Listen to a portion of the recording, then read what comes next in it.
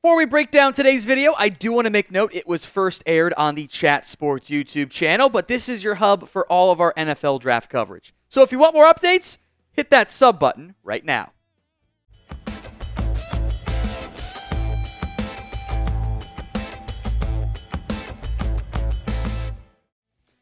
Welcome into today's show. I am Tom Downey. We're taking a look at Mel Kiper's 2025 NFL Draft Big Board today. He updated this a couple days ago. We're going to go 1 to 25 and also mention some players that did not make the list. Number 1, Travis Hunter. Now, I actually don't mind Hunter being on here. At some level, I do think ESPN has kind of really pushed the Colorado narrative a little bit more than maybe they should have. But as it specifically relates to Travis Hunter, I get it. That dude is unbelievable in the amount of plays he's able to be out there.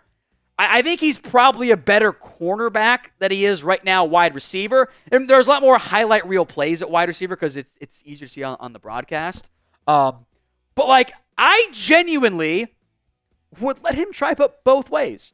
If he was only a receiver, he'd be a first-round pick guaranteed. If he were only a receiver or only a corner, he'd be a first-round pick. So where would you guys play Travis Hunter in the NFL? WR for wide receiver, CB for cornerback, or B for, you know what? You're going to try out both of those spots. Let me know in the comments of today's show. There's not that many surprising things on this list, and Will Johnson being number 2 is certainly not a surprise either. I think he got a little bit greedy at times against Fresno State. And I will make note, this was before the Week 2 matchups is when Mel did this list. But Will Johnson is a stud. He is sticky in coverage. He offers so much of what you're looking for in a potential number 1 corner.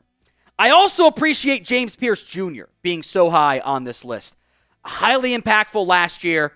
I'm excited to see him play the SEC slate as we get forward into this upcoming season out of Tennessee. He's a little bit thinner than I typically prefer in edges, but this is flavor of ice cream stuff here.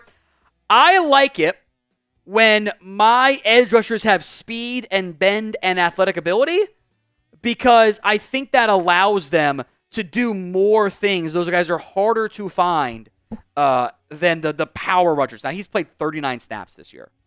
Tennessee's blowing out a bunch of teams. So more to come from that perspective for him. Mykel Williams out of Georgia got nicked up in the first game, has also only played 20 snaps so far. Pearce and Williams are still both a little bit on the projection side, certainly more so Williams than Pearce Jr. is, but the traits are there, and traits matter a lot, especially in this year's draft class. Number 5, Malaki Starks. Mel made some pretty major changes from his last update, and they're for the best. I think he got some, hey, do this from NFL people, by the way. Malaki Starks is that one interception, the way he's in the slot, and he covers the slot fade and makes the pick. That's prime Earl Thomas stuff. And he's bigger than Earl Thomas was. Let that sink in. Number 6, Abdul Carter out of Penn State. You're going to get Micah Parsons comparisons here, and I don't hate that. I think he's not the greatest game against Bowling Green, frankly. I thought he kind of better against Bowling Green, I guess, than West Virginia, but I need to see more pass rush impact. It's been a little bit quiet so far to start from Carter. He's moving from off-ball linebacker down to pure edge there. So I think more progress needed, but I thought headed in the right direction. How about that? I think you can argue Mason Graham should be even higher on this list. Now, I get that there is the stench of the Texas game, and the Texas game, the results are going to be what they are. That was really more of an offensive problem for Michigan than it was a defensive issue, despite the final score. It's tough when your offense can't really move the football. But Graham is your next first-round pick from the defensive line out of Michigan. Who do you think is the best player in the 2025 NFL? I think all of those top 7 players you can make arguments for, plus some others we'll get to here on today's show. Let me know in the comments right now. Number 8, Carson Beck out of Georgia. This is the first quarterback on Mel's list. Number 2, by the way, is at number 9. We'll just merge these guys together. It's Shedeur Sanders.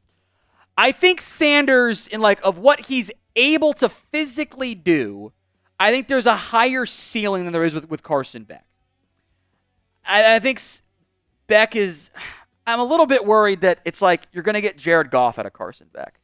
And, like, that's a good quarterback. But if that's the ceiling, that's a different conversation of how much is really valuable there. I like a lot of what Shedeur Sanders does. I hate the Colorado offensive line. Also, Shedeur, you can't say that the offensive line is bad. Like, you can't, like, he's not wrong when he points out that Dylan Raiola never got hit in the Nebraska game, and he did. But, buddy, that is not leadership. And it's not necessarily fair. I kind of think one of the biggest questions Shedeur Sanders is going to have to answer is not on the field. It's all the stuff off of it. It's the band's fight song is his rap song. Like there's a lot of extra stuff that comes along with doing the Sanders stuff that is going to be a real question mark for teams, fair or not. Tetairoa McMillan out of Arizona. Who here watched the New Mexico game? Did anyone stay up late and watch that? That game was stupid. He put up like 300 yards of offense. He didn't do much against Northern Arizona because that's NAU. He's kind of a weird prospect. He's big. He's like 6'5", 210, 215, but he's not good in contested catches. And 200 of his yards here coming out of the slot. He's like a skinny giant slot. He's kind of a unique prospect, but you know, that size and that moving ability, you take that every time. All right, today's show is made possible by Game Time. Game Time has a new feature called Game Time Picks that makes getting tickets to your favorite teams play live even easier. It filters out all the fluff to only show you incredible deals on great seats so you don't have to waste time searching through thousands of different tickets to your next college football game, your next NFL game, the last-second baseball game if you want to go to that one, concerts, comedy, theater, and more. Whatever event you're going to, Game Time has you covered. And your purchase is covered with the most flexible customer service policy in the industry, by the way. So download the Game Time app, create your account, and use code CHATSPORTS for $20 off your first purchase. Terms do apply. But again, create your account, redeem code CHATSPORTS, CHATSPORTS for $20 off. Download Game Time today. What time is it? It's game time.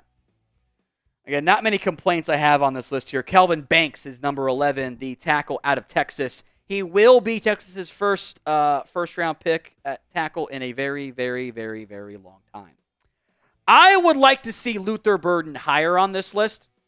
Now, he hasn't played good competition yet, so 64 yards doesn't matter when you're playing Buffalo and you don't need your number one playmaker out there.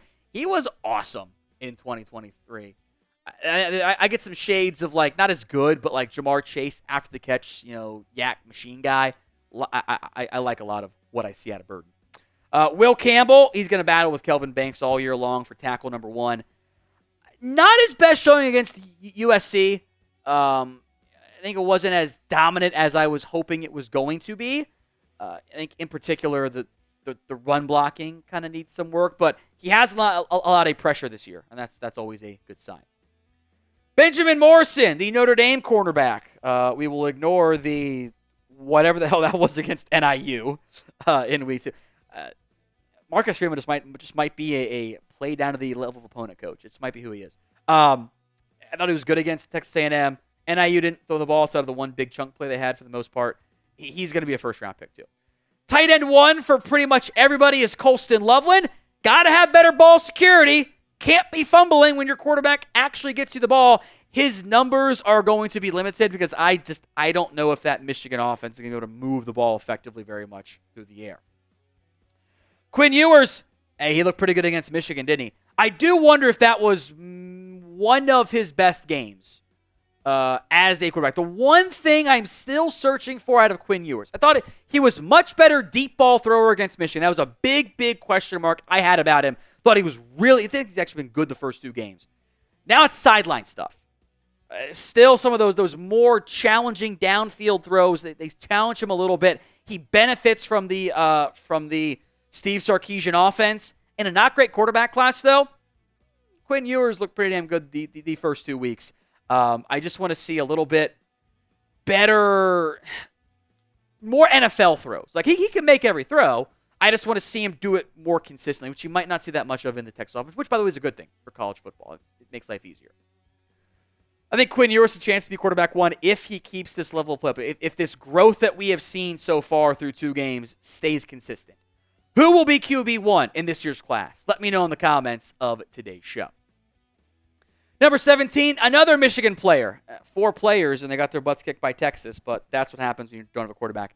Kind of whelmed so far by the play of Kenneth Grant. Not as good as I thought he was going to be. I want to see more out of him, but he's a freaky athlete. Jalen Walker, who, I'll make note, Mel has not caught up with the times yet. He's not a linebacker. He's listing him as a linebacker. He means like outside linebacker, 3-4 edge rusher. I hate that Mel does it. He was great against Clemson. Got a chance to play for, he got like 244 snaps total last year. Wasn't really on anybody's radar. He was very good against Clemson. He skyrocketed on this list almost entirely, or at least in large part to what we saw against Clemson. Ashton Jeanty, boy, he sure looks like RB1, doesn't he? I mean, he ran all over Georgia Southern. Like, let's see what he does. Let's see what he does against Oregon. How good is he going to be? Ran all over them. Boise State almost upset Oregon because of Ashton Jeanty. He's got 275 yards after contact this season. 275 yards. That is absolute insanity. To be 2 games in and you're at 275. That doesn't happen very frequently in college football. He's not necessarily the fastest player, but he, I think, is by far the best pure runner in this class. And I think he's going to he's putting himself in position, at least, to be the first back taken in this year's NFL draft class. To put it in perspective, so he obviously leads the nation in rushing yards entering week 3 at 459. His yards after contact alone would put him 8th. If you only give him the yards that he has broken tackles on, he is 8th in rushing yards. That's insane, man. OSU's Tyleik Williams, the defensive lineman who does have some fans across the NFL. Nothing overly shocking to put him on there. I think it's still a lot of projection involved with him, but there's a lot of OSU players who are going to be in that top 50 conversation. Now, if you guys love the NFL draft, we'll have more coverage for you here on Chat Sports. So make sure you guys are subscribed. Hit that sub button right now. Let's go to Emory Jones. I'll go a little bit quicker on some of these because I'm getting a little bit long-winded, which, you know what, maybe it's fine. Kind of didn't think he had a great game against USC. Again, the run blocking for LSU, new coaching staff maybe is to blame there. I think there's a lot more room to grow as we get an SEC play there. Siobhan Ravel. It's kind of funny how much Mel's board looks like Dane's board, by the way. That's kind of funny how that panned out. Maybe they both know what they're doing. They are professionals after all. ECU's corner. It's been targeted 12 times. Has allowed 4 yards this year. That's pretty good. He doesn't allow very many catches. It's the mark of a good corner. He will not be tested very much, I suspect, in conference games this season. Ariante Essery, the tackle out of Minnesota, a big boy up front.